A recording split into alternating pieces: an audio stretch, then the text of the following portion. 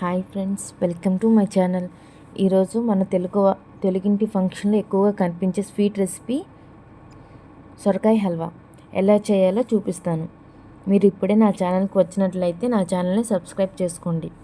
సొరకాయ హల్వా లేదా ఆనపకాయ ఇలా ఏ పేరుతో పిలిచినా నేను చెప్పిన కొలతలతో చేస్తే అద్భుతంగా ఉంటుంది.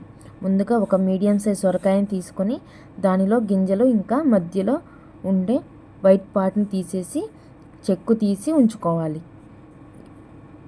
ఇప్పుడు సన్నగా తురుముకొని పక్కన ఉంచుకోవాలి. ఇప్పుడు ఒక కళాయిలో 2 స్పూన్లు నెయ్యి తీసుకొని జీడిపప్పులు, బాదం పప్పులు, కిస్మిస్ వేసి వేయించుకొని పక్కన ఉంచుకోవాలి.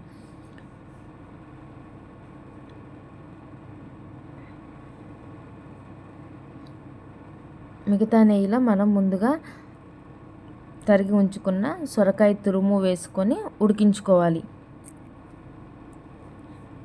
ఇలా 15 నుంచి 20 నిమిషాలు ఉడికించుకోవాలి.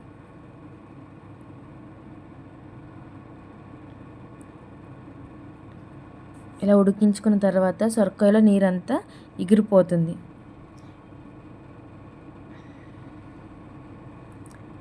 ఇలా మూత పెట్టుకున్న తర్వాత 15 నిమిషాల తర్వాత చూస్తే సొరకాయలో నీరు ఉన్నాయో లేదో తెలుస్తుంది. చూసారు కదా ఎంత బాగా ఎగిరిపోయిన తర్వాత ఇప్పుడు 2 కప్పుల పాలు పోసుకోవాలి.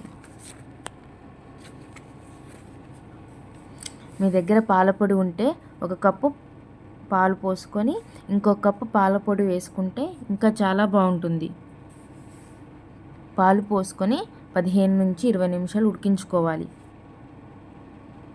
ఇలా ఉడికిన తర్వాత 1 కప్పు పంచదార వేసుకొని సొరకాయ తురుము దగ్గర పడే వరకు వేయించుకోవాలి. ఇలా కలుపుతూనే ఉండాలి. సొరకాయ హల్వా అనేది బాగా దగ్గర పడే వరకు కలుపుతూనే ఉండాలి.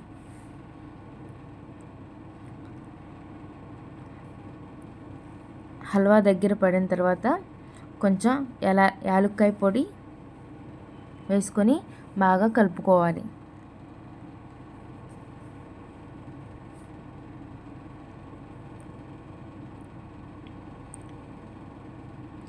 ఇప్పుడు కొంచెం ఫుడ్ కలర్ వేసుకొని కలుపుకొని దించుకోవాలి.